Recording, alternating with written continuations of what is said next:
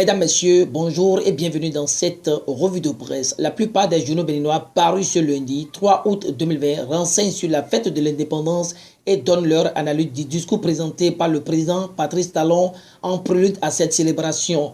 GSTV Bénin vous fait le point de quelques journaux. À suivre également dans cette revue de presse l'invite de Charlemagne Yankouti, le maire de la ville de Porto-Novo, celui de Angelo Arwandino, l'édile d'Abomey Calavi lors de la célébration des 60 ans d'indépendance du Bénin. À ces deux s'ajoute le message du professeur Frédéric Joël Aïvor et bien d'autres. Atténuation des effets socio-économiques de la Covid-19, ce que disent les journaux par rapport aux mesures complémentaires préoccupe.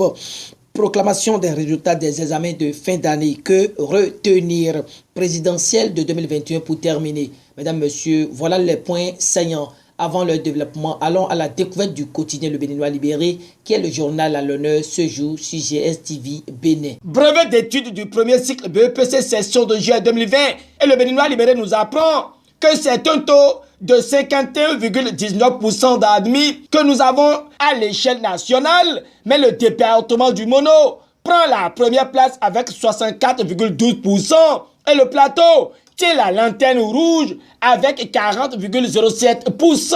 Les épreuves orales démarrent le jeudi prochain d'une actualité à une autre et le journal de Aboubacar Takou nous situe par rapport au soutien du gouvernement à propos des entreprises d'exploitation agricole et aux micro, petites et moyennes entreprises. Ici, le Béninois Libéré étale que l'objectif des ministres du gouvernement qui ont effectué une sortie médiatique le jeudi 30 juillet dernier était de lever le coin de voile sur les différentes mesures complémentaires de soutien aux entreprises d'exploitation agricole, aux micro, petites et moyennes entreprises, sans oublier les systèmes financiers décentralisés dans le cadre de l'atténuation des effets socio-économiques de la Covid-19 allègrement. Et le Béninois Libéré rapporte que le Bénin lève 133 milliards sur le marché financier de l'UEMOA, vu comme bonus fiscal Covid-19.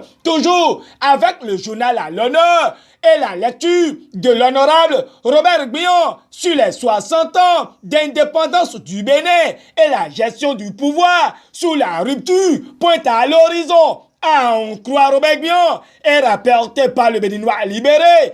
Le Bénin, autrefois quartier latin d'Afrique, ne cesse d'étonner le monde par le dynamisme et le leadership des hommes qui l'incarnent. Mais face à la commémoration de ses 60 ans, dans une sobriété totale, faute de la Covid-19, le deuxième vice-président de l'Assemblée nationale a fait une analyse rétrospective et a vu que notre pays offre une image jamais vue à l'international avec les belles et nobles réformes engagées par le président Patrice Talon. Le Béninois Libéré renseigne davantage sur son entretien avant de faire remarquer qu'Aboycon Jamais Yaou sacrifie à la tradition du 1er août. C'est avec l'intégralité du discours du chef de l'État lors des 60 ans d'indépendance que le journal de Aboubacar Takou cède sa place au quotidien Le Matinal,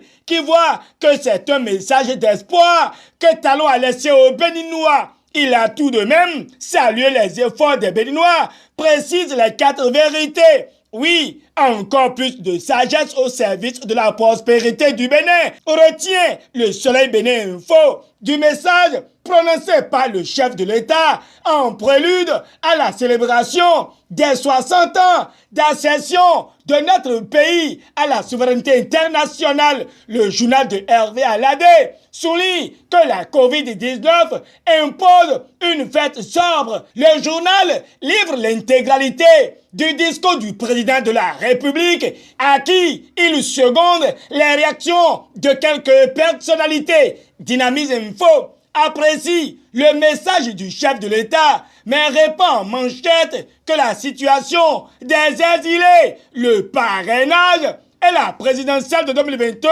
sont les grandes attentes zappées par le chantre de la rupture.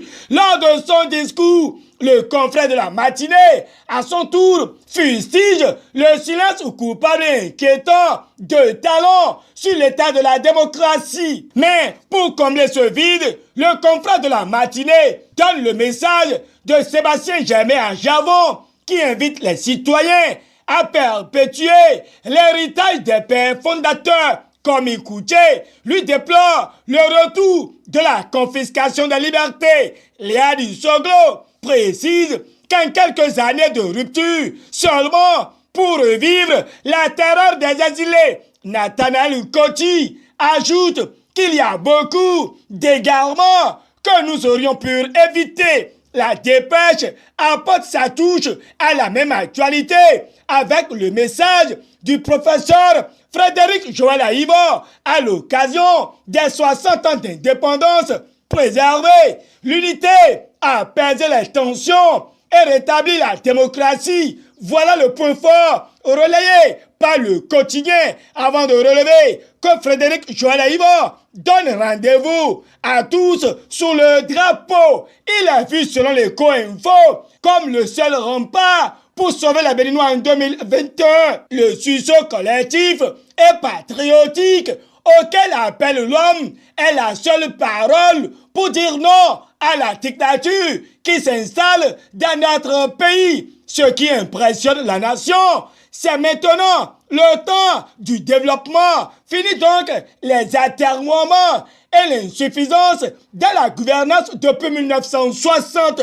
Pour qu'il en soit ainsi, Charlemagne Nyakoti, le maire de Porto-Novo, a rassuré la pérennisation des acquis du gouvernement. Mieux, Germain Wavo-Egbert appelle à une participation citoyenne aux initiatives du développement, nous apprend le territorial. Angelo Awandjinou, l'édile de la commune d'Abomey-Calavi, a également célébré les 60 ans d'indépendance dans la sobriété et a profité pour attirer l'attention de toutes et de chacun à plus de maîtrise de soi pour relever le défi. Info Matin voit simplement qu'Angelo Awandjinou ravive la flamme de l'espoir dans la commune d'Abomey-Calavi lors de la célébration du 1er août 2020, alors que le matinal revient dans cette revue de presse et éveille la conscience de tous sur la mesure complémentaire expliquée au secteur ciblé à propos de l'atténuation des effets socio-économiques de la COVID-19, le Claron s'accroche aux résultats des examens de fin d'année et montre que le certificat d'études primaires CEP revient avec 84,52% d'admis, suivi du brevet d'études du premier cycle BPC avec 51,19%. Le Télégramme mentionne que les résultats du BPC session de juillet 2020 sont déjà disponibles sur la plateforme e-Résultats. À côté, la tribune de la capitale propage qu'il y a un rebondissement dans l'affaire litige domanial à Abomey-Calavi, puis un expert géomètre et un ancien maire gardé à vue. Oui, il s'agit de l'ancien maire Léopold Wankou qui sera jugé le 14 août prochain. Rallonge le Télégramme. Le potentiel confie que l'expert géomètre Charles Vaudemin arrêté a été relâché. Mais la rénovation du palais de la présidence est source de discorde entre Talon et Vicentia Boko. La santé en débat, écrit le journal de Adrien Atikpato. Tout contrefait, le palais rénové de la Marina est le symbole d'un Bénin nouveau, soumis Bénin intelligent. Notre nation ne saurait se permettre pour longtemps la répétition d'erreurs, mentionne le canard. Quotidien le meilleur termine avec ce premier rendez-vous de la semaine, puis précise qu'au palais des gouverneurs, la clôture de la 3e session extraordinaire de l'année est prévue pour ce lundi 3 août 2020. Fin de cette revue de presse. Merci de l'avoir suivi. Bonne journée et très bon début de semaine à tous et à chacun. Au revoir. Rendez-vous demain.